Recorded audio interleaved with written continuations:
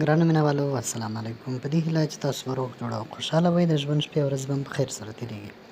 مینهوالو نننۍ ویډیو درته په دې اړه باندې جوړوو. کومه تېروتنه چې ګلپاڼې تېره ورځ کړې وه، هغې د ګلپاڼې لپاره څه تاوانونه جوړ کړل او ګلپاڼه یې له کوم برخلیک سره مخامخ کړه.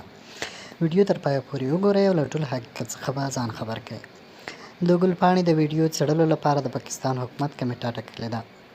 د پښتو ژبې د مشهورې سندرغاړې ګلپاڼې هغه ویډیو چې څو ورځې وړاندې په ټیک ټاک کې خپره کړې وه، د هغې په تړاو د څېړنې لپاره پاکستاني حکومت کمیټه ټاکلې ده.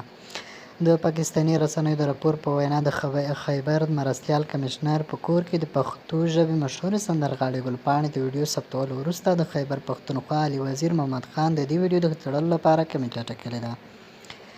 څو ورځې وړاندې ګلپاڼې په ټیک ټاک کې یوه ویډیو خپره کړه. دغه ویډیو د خیبر د مرستیال کمیشنر په کور کې جوړه شوې ده چې د ویډیو له خپرېدو وروسته یې حکومتي چارواکو غبرګون راپورته کړی دی.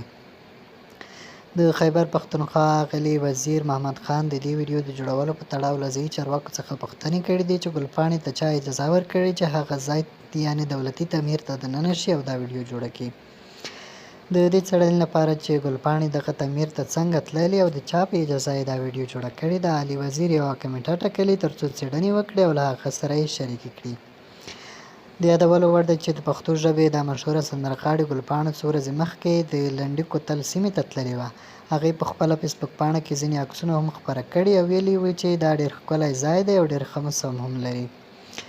ګلپاڼې په پښتو ژبه کې موسیقي پیل کړې وه. هغې ډېر فلمونو ته هم سندرې ویلې دي او همداراز د سندرو کنسرټونه یې هم خپاره شوي دي. خو کله چې هغې په کوک سټوډیو کې د فارسي مشهوره سندره من آمدیم وویله، نو هغې ته یې په لویه کچه ډېر شهرت ور په برخه کړ.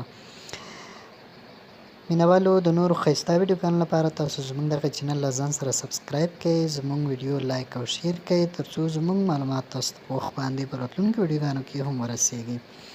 رون ټي وي تاسو لپاره ښایسته په زړه پورې معلومات خپروي، هغه که له هرې برخې څخه وي. نو د ښایسته معلوماتو د ترلاسه کولو لپاره تاسو زموږ دغه چینل له ځان سره سبسکرایب کړئ. مننه.